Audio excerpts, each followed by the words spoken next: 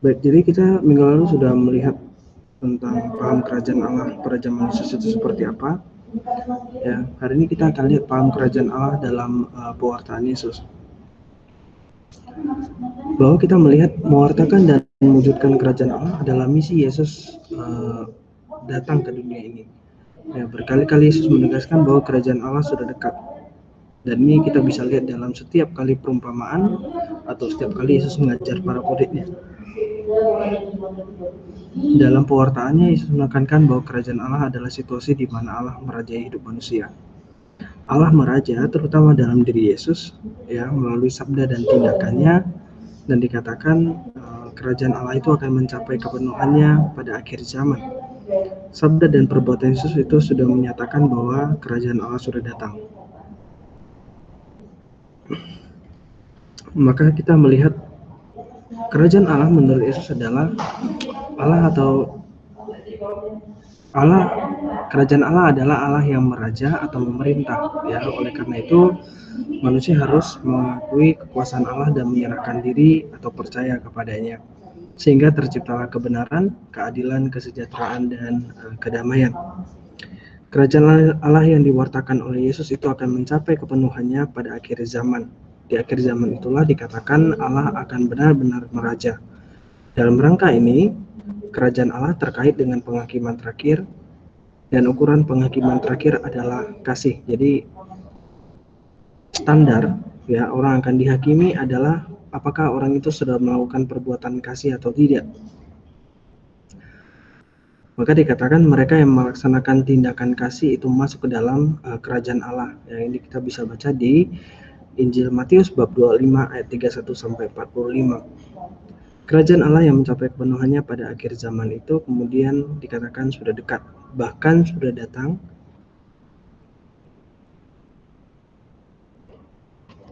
Dan hadir dalam sabda dan karya Yesus. Tuhan memberikan tanda-tanda alam sebagai salah satu tanda kehadirannya. Oleh karena itu orang harus menanggapinya dengan bertobat dan percaya kepada warta yang dibawa oleh Yesus, yang kemudian kita sebut sebagai Injil atau kabar gembira. Kerajaan Allah lebih lanjut dikatakan adalah kabar mengenai masa depan dunia, di mana yang miskin tidak lagi miskin, yang lapar akan dipuaskan, yang tertindas tidak akan menderita lagi, yang tertawan akan dibebaskan. Namun untuk mencapai masa depan yang demikian perlu perjuangan. Itulah sebabnya Yesus terus-menerus berjuang supaya hal itu benar-benar terwujud. Ya. Nah, perjuangan Yesus itu kemudian belum selesai, dikatakan kemudian Yesus memberi tugas kepada para pengikutnya untuk melanjutkan perjuangan itu, agar Allah sungguh-sungguh meraja. Namun ketika kita melihat Yesus memberikan tugas kepada para pengikut bukan dalam artian kemudian kita diminta ya, semua dari kita yang sudah baptis diminta untuk menjadi pewarta Injil yang harafiah. Jadi mungkin kita menjadi kita datangi rumah orang satu-satu, ya, kemudian kita bacakan Injil supaya orang bertobat. Tidak seperti itu. Ya, yang Yesus maksud adalah kemudian kita mewartakan Injil dengan cara melakukannya dalam hidup kita. Ya, jadi kita melakukan atau mempraktekkan nilai kerajaan Allah dalam hidup kita. Oke.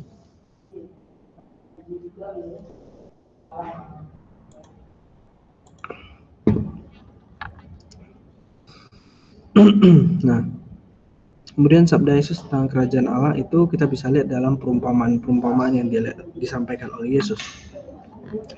Perumpamaan itu diambil dari hal-hal yang dekat dengan dunia pendengarnya, misalnya dengan simbol penabur, ya, biji sesawi, pukat, gembala yang baik, harta terpendam di ladang, dan lain sebagainya. Yesus berharap siapapun yang mendengarnya dapat mengerti kehendak Allah yang tersembunyi di balik perumpamaan itu.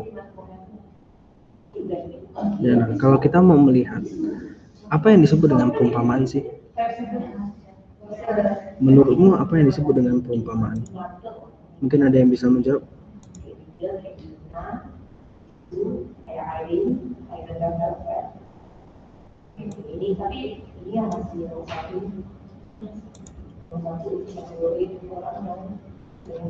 Ada menurutmu apa yang disebut dengan perumpamaan itu? Pernah dengar nggak sesuatu yang disebut dengan perumpamaan?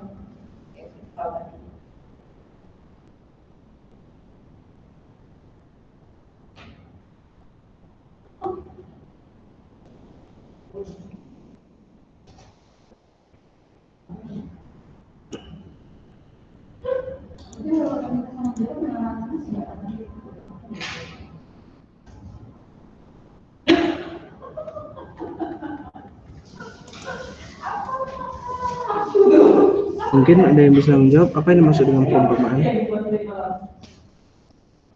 Atau apa yang kamu tahu tentang perumpamaan? Perumpamaan itu apa sih?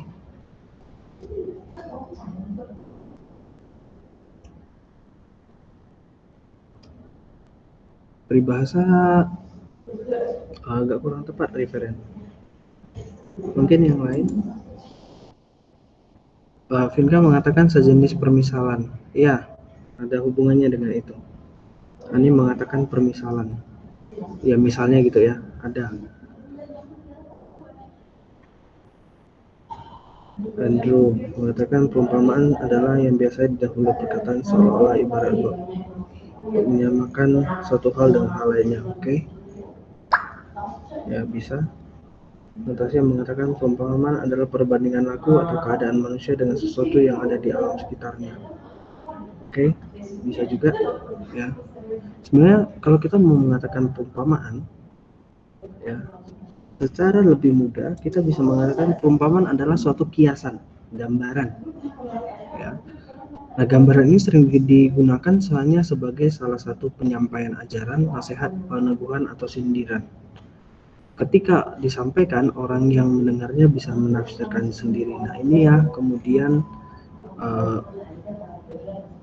yang menjadi alasan kemudian mengapa Yesus menggunakan perumpamaan. Ya, karena dalam penggunaan perumpamaan itu atau kiasan itu dianggap bahwa orang yang sederhana sekalipun akan mudah untuk menangkapnya. Jadi tidak diperlukan pendidikan yang terlalu tinggi. Ya, untuk menangkapnya itu tidak diperlukan pendidikan yang terlalu tinggi. Bahkan setiap orang itu bisa menerjemahkan perumpamaan itu ya ke dalam bahasa yang dimengertinya sehari-hari atau hal-hal yang dimengertinya sehari-hari. Ya, contohnya perumpamaan tentang biji sesawi. Ya. Biji sesawi, apakah kalian tahu apa yang dimaksud dengan biji sesawi? Pernah lihat nggak biji sesawi itu seperti apa?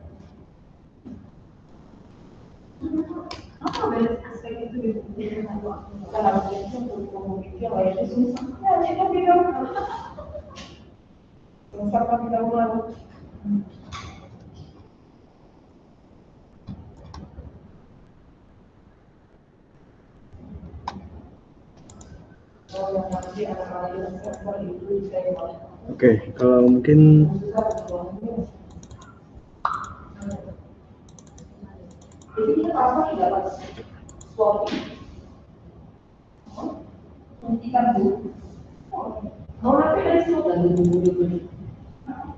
Oke, mari mungkin kita melihat sedikit ya, mungkin biji sesawi ya. Karena kita membahas tentang perumpamaan, Bapak sebutkan salah satu perumpamaan adalah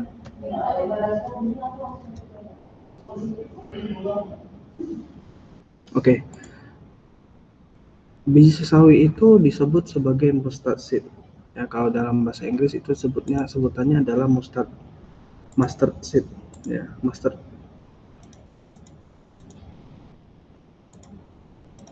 Mungkin kamu bisa lihat nih. Ya.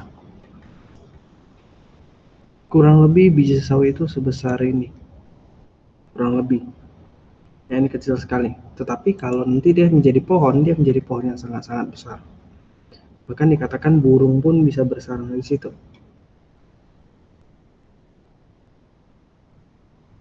Ya, maka kita bisa melihat bahwa lewat perumpamaan-perumpamaan yang demikian itu Yesus mau supaya orang kemudian menerjemahkan sendiri, ya, sehingga mereka lebih mudah mengerti tentang kerajaan Allah yang disampaikan oleh Yesus.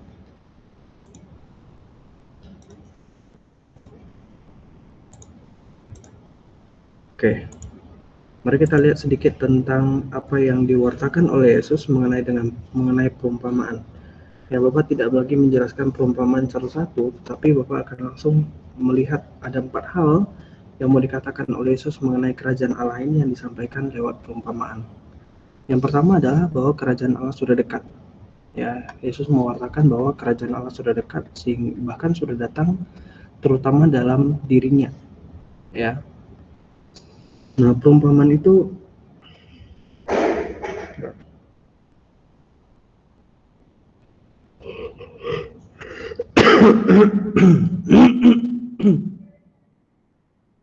pewartaan kerajaan Allah yang sudah dekat itu terungkap dalam perumpamaan tentang pohon ara. Ya, dekatnya kerajaan Allah membawa nada ancaman dalam perumpamaan tentang orang yang menghadap hakim untuk menuntut kembali pinjaman dari orang yang berhutang kepadanya. Maksudnya itu adalah kita sekalian adalah orang yang berhutang atau berdosa, maka harus membereskan perkara itu dengan segera atau bertobat supaya jangan terlambat. Penghakiman terakhir sudah di ambang pintu, lalu berdekatan dengan perumpamaan tentang pohon ara itu adalah perumpamaan tentang bendahara yang tidak jujur. Perumpamaan ini antara lain mengatakan bahwa orang harus cerdik sebab kerajaan Allah sudah di ambang pintu untuk mengadakan pertanggungjawaban. Dekatnya kerajaan Allah berarti juga dekatnya penghakiman Allah. Perumpamaan tentang pohon ara yang tidak berbuah mau menggambarkan bahwa Allah itu sesungguhnya sabar, tetapi jika pada waktunya orang tidak menghasilkan buah pertobatan, maka penghakimannya akan mendatangi orang itu. Penghakiman Allah akan datang secara tiba-tiba dan tidak disangka-sangka. Nah, ini kemudian diilustrasikan dengan perumpamaan tentang pencuri di malam hari. Ya, bahwa Allah itu akan datang secara tiba-tiba, tidak terduga. Ya, sehingga dia seperti pencuri di malam hari yang datang tanpa kamu tahu kapan datangnya. Ya, lalu kedatangan Allah dan penghakiman tidak disangka-sangka itu juga terungkap dalam perumpamaan tentang gadis yang bijaksana dan gadis yang bodoh. Yang kedua adalah kerajaan Allah berarti Allah yang memerintah, bahwa Allah memerintah dilukiskan sebagai seorang bapa yang baik hati dan suka mengampuni. Nah, ini terlihat dalam perumpamaan domba yang hilang, atau dalam perumpamaan tentang orang-orang upahan di kebun anggur, ya, atau digambarkan sebagai bapa keluarga yang baik hati terhadap orang-orang yang tidak berjasa. Nah, orang yang dimaksudkan adalah pemungut cukai, pelacur, dan orang berdosa yang bertobat dan atas dasar kebaikan Allah menerima pemerintahannya. Ya. Dalam perumpamaan anak yang hilang atau bapa yang mengasihi anak yang hilang, itu mau menunjukkan belas kasih dan kasih Allah terhadap orang yang berdosa dan sukacitanya terhadap mereka yang bertobat. Perumpamaan ini juga sekaligus berisi kritik terhadap orang-orang Farisi yang seringkali membanggakan jasanya tapi tidak mengerti sikap hati Bapa.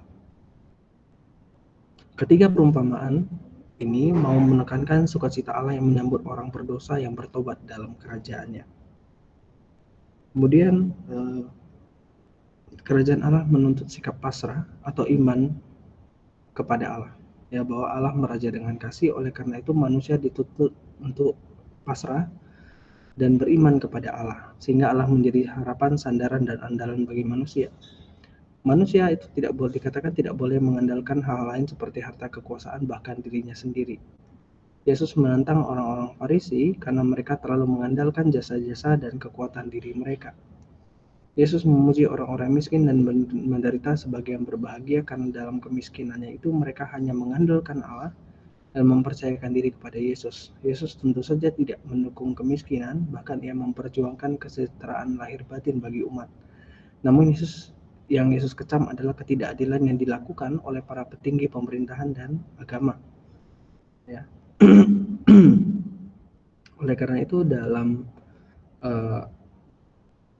perumpamaan tentang orang Farisi dan pemungut cukai yang berdoa di bait Allah, kita bisa melihat bahwa di situ digambarkan bahwa kerajaan Allah itu sebuah karunia. Ya, kerajaan Allah adalah karunia dari Allah dan bukan hanya jasa manusia. Dengan kata lain, pemerintahan Allah tidak ditegakkan atau diwujudkan hanya oleh daya upaya manusia. Kerajaan Allah sebagai karunia Allah ini diilustrasikan dalam perumpamaan tentang benih yang tumbuh, ragi, biji sawi, dan penabur, di mana kemudian kita melihat kita melihat bahwa misalnya hal-hal ini ya, Sawi dan Ragi itu menggambarkan bahwa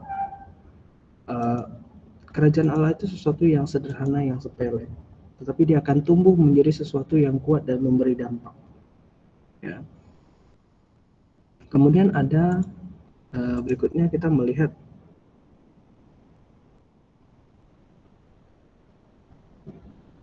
ya bahwa kerajaan Allah itu sungguh berharga ya lewat perumpamaan tentang harta yang terpendam di ladang ya. Maka digambarkan dalam perumpamaan itu orang rela menjual apa saja demi mendapatkan harta yang terpendam itu. Maka kerajaan Allah itu dipandang sebagai sesuatu yang penting dan berharga ya, bahkan siapapun yang berusaha mendapatkannya harus mengorbankan harta miliknya. Oke. Nah, perumpamaan ini baru akan dimengerti kalau manusia memiliki sikap mau mendengarkan, memperhatikan dengan seksama, dan memiliki keterbukaan hati bagi kehendak Allah. Ya. Nah, kemudian kita melihat perbuatan-perbuatan Yesus dalam membangun kerajaan Allah ya, dan memaklumkan dan memperjuangkan kerajaan Allah dengan perkataan dan perbuatan. Kita melihat apa saja yang dilakukan oleh Yesus dalam rangka mewartakan kerajaan Allah selain lewat perumpamaan ini. Ya.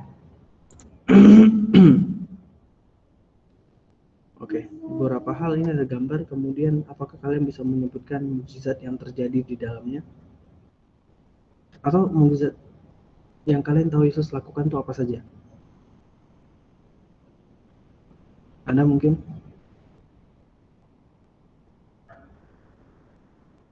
Yang kamu tahu Yesus lakukan itu?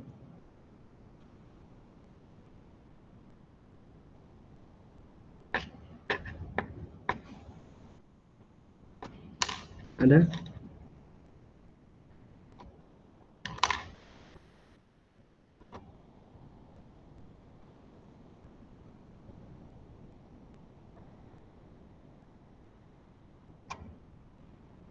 Mukjizat apa yang kamu tahu bahwa mukjizatnya dilakukan oleh Yesus?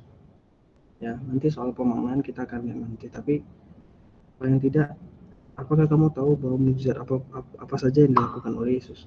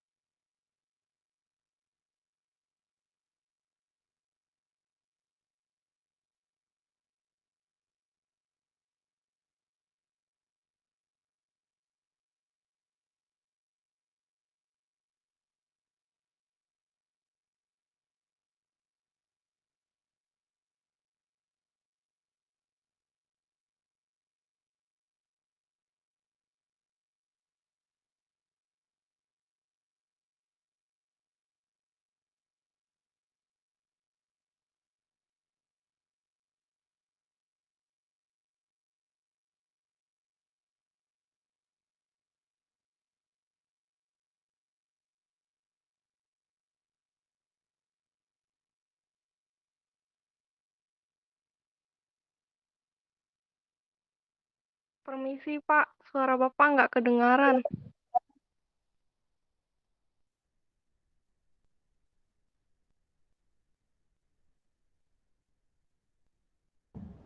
Oke, sudah terdengar ya. Mohon maaf Bapak ulang lagi. Baik, Yesus itu kemudian mengadakan mukjizat ya.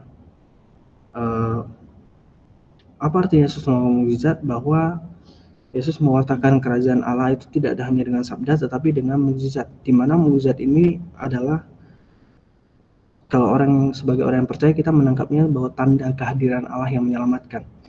Sementara bagi orang yang tidak percaya, ya mukjizat itu adalah hanya sebagai sebuah pertanyaan, ya mengapa bisa?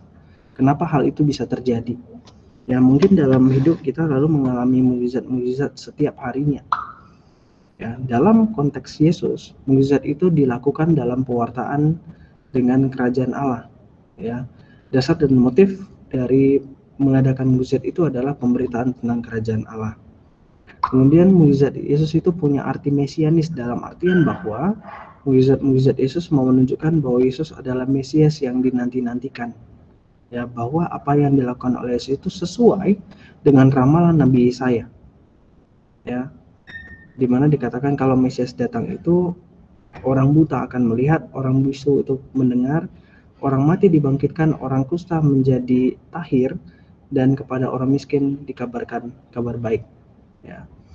Nah, kemudian mukjizat Yesus itu menyatakan solidaritas Allah dengan manusia yang miskin dan menderita serta kerasukan roh jahat.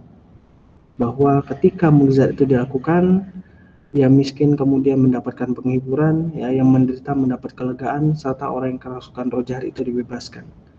Maka kita bisa mengatakan bahwa mukjizat ya itu ada untuk apa? Meneguhkan pewartaan Yesus tentang kerajaan Allah. Ya, orang yang sudah punya iman biasanya akan diteguhkan dengan mukjizat. Kalau orang tidak punya iman, tidak ada mukjizat yang terjadi. Ya, maka kita bisa melihat mengapa Yesus selalu tidak melakukan atau Yesus tidak membuat mukjizat di kampungnya sendiri di Nazaret. Ya, karena orang-orang sekampung tidak percaya pada Yesus, tidak beriman pada Yesus. Mereka hanya sekedar melihat, mau melihat bahwa benar tidak ya Yesus itu seperti apa yang diceritakan oleh orang-orang selama ini di luar kampungnya. Ya, jangan-jangan apa yang kami dengar tentang Yesus itu keliru. Apa jangan-jangan Yesus itu menipu. Nah, kami pengen lihat secara langsung. Jadi alasan kemudian mereka meminta Yesus melakukan mukjizat itu bukan karena mereka percaya pada Yesus, tapi mereka penasaran. Dan Yesus kemudian tidak melakukan mukjizat itu. Karena apa? Tidak ada gunanya. Ya, bagi orang yang percaya diberi mukjizat, mereka akan semakin percaya. Tapi bagi orang yang tidak percaya, kemudian diberi mukjizat, hal ini akan mendatangkan hal lain yang mungkin menyusahkan tuh Yesus. Ya bisa saja Yesus dituduh melakukan sihir, atau Yesus dituduh bersekutu dengan setan dan sebagainya. Nah, itu kemudian dihindari oleh Yesus. Ya, selain dari melakukan mukjizat, kemudian kita bisa melihat bahwa Yesus itu bergaul dengan semua orang. Ya, tanda dan cinta yang universal Yesus dekat dengan semua orang adalah dia terbuka pada semua orang. Ya, dia bergaul dengan semua orang, dia tidak mengkotak-kotakan atau membuat kelas-kelas dalam masyarakat. Bahkan Yesus dikatakan akrab dengan semua orang dan penguasa, bahkan penjajah yang bertikad baik. Yesus pun akrab dengan para pegawai yang korup, misalnya kita bisa melihat Zakheus, kemudian dengan wanita tunasusila, Maria Magdalena, dan para penderita penyakit berbahaya yang dikucurkan orang-orang kusta misalnya. Ya. Baik, kemudian Yesus juga membebaskan orang-orang dari beban legalisme. Ya, dari Yesus membebaskan orang dari beban hukum, terutama hukum Taurat yang kemudian membelenggu manusia. Bagi Yesus, hukum Taurat itu harus ada untuk apa? Untuk mengatur supaya kehidupan mereka menjadi teratur, supaya mereka itu tidak supaya mereka tidak lepas dari kewajiban untuk selalu berbuat baik. Ya. Tetapi Yesus tidak mau supaya hukum itu menjadi belenggu, ya, menjadi pengikat supaya orang tidak melakukan apapun. Ya. Bahkan dalam beberapa bagian dalam kitab suci Yesus mengkritik ya bahwa orang melalaikan kewajibannya terhadap orang tua karena ada hukum Taurat yang mengatur soal itu. Ya. Mereka boleh tidak mengurus orang tua asalkan mereka membayar persembahan kepada Allah. Tentu saja hal ini tidak dibenarkan oleh Yesus. Ya, hukum Taurat itu ada untuk mengatur bangsa Israel menjadi baik, ya, menjadi taat, setia kepada Allah, bukan melalaikan kewajibannya terhadap sesama. Ini yang kemudian Yesus kritik, ya.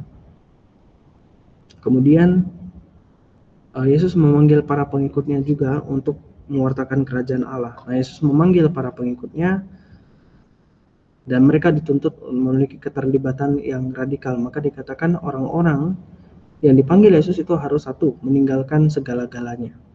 Kedua, belajar dan hidup dekat dengan Yesus. Ketiga, siap diutus. Dan keempat, siap menderita sama seperti Yesus. Jadi kemudian kita bisa melihat dari beberapa hal ini, ya, mungkin apa yang dilakukan oleh Yesus itu sampai taraf yang paling ekstrim adalah Yesus memanggil para pengikutnya ini dengan segala dengan segala peraturannya, ya, itu cukup strict, ya. Tidak semua orang bisa mengikuti tawaran Yesus ini. Maka ketika itu ditanyakan kepada para rasul, ya, dalam satu cerita itu tanyakan kepada para rasul, Yesus mengajarkannya demikian. Bahkan Yesus bertindak cukup keras, mengatakan, kalau kamu tidak makan dagingku dan minum darahku, kamu tidak akan mendapat bagian dari dalam kehidupan kekal. Perkataan itu kemudian ditentang oleh para murid-murid yang lain, sehingga mereka pun meninggalkan Yesus karena dipandang Yesus sudah tidak waras nih, masa kita diajar menjadi kanibal, ya. Lalu mereka meninggalkan Yesus. Ketika mereka meninggalkan Yesus, kemudian Yesus bertanya kepada para muridnya, ya, kepada Petrus dan sebagainya, mengapa kamu tidak pergi juga? Ya, perkataan ini cukup keras, tapi mengapa kamu tidak pergi? Para murid mengatakan, karena perkataanmu adalah hidup kekal. Ya. Nah, kita bisa melihat bahwa kemudian radikalisme yang dituntut oleh Yesus adalah demikian. Nah, Yesus tidak meminta kemudian lewat perumpamaan dan mukjizat itu kita menelannya mentah-mentah, tapi kemudian kita menafsirkannya, ya, sesuai dengan kondisi kehidupan kita. Ya, demikian kira-kira pembelajaran untuk hari ini.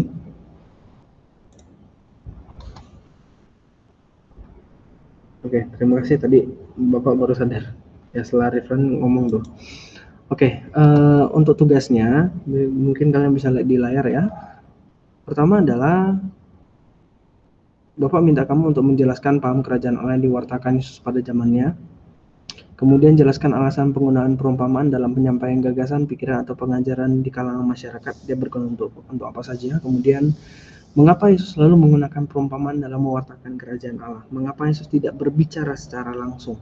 Kan lebih enak, gitu, ya. Kenapa Yesus tidak ngomong secara langsung? Kenapa harus perumpamaan yang seringkali lalu menyinggung kehidupan orang-orang Farisi misalnya? Lalu carilah kutipan perumpamaan tentang seorang penabur, lalu jelaskan maknanya berkaitan dengan paham kerajaan Allah, ya, bahwa dalam berkaitan dengan seorang penabur itu, kerajaan Allah yang mau disampaikan oleh Yesus itu seperti apa, ya. Nah, silakan mengerjakan soal-soal berikut dalam Google Docs atau Microsoft Word. Jadi silakan pilih yang mana menurutmu paling enak untuk mengerjakannya, ya. Soalnya hanya 4 saja.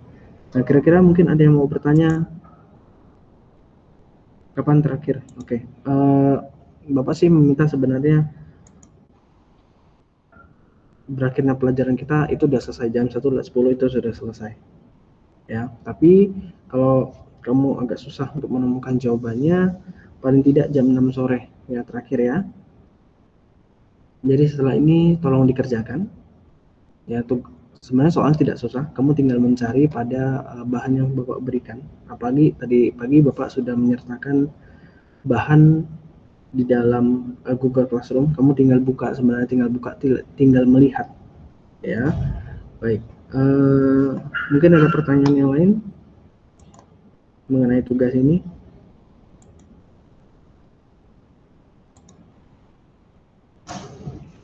Assalamualaikum. Ada Baik, kalau tidak ada, mari kita tutup pertemuan kita dengan doa ya. Dalam Bapa, Putra, dan Roh Kudus. Amin. Kemuliaan kepada Bapa dan Putra dan Roh Kudus seperti pada permulaan, sekarang, selalu, dan sepanjang segala abad. Amin. Dalam nama Bapa, Putra, dan Roh Kudus. Amin. Baik, terima kasih untuk kehadirannya. Setelah ini silakan setelah ini silakan mengerjakan tugasnya ya. Sampai jumpa dalam pertemuan kita minggu depan. Minggu depan kita akan membahas sedikit tentang nilai-nilai kerajaan Allah. Kemudian kita akan membahas tentang sengsara, wafat, dan kebangkitan Yesus. Tapi kita akan mulai dengan sengsara dulu karena memang ini waktunya pas. Ini adalah kita masuk masa prapaskah. Ya, pas untuk membicarakan tentang sengsara Yesus. Demikian kira-kira, sampai jumpa minggu depan. Terima kasih, Tuhan memberkati, tetap bersemangat. Baik, bisa live ya.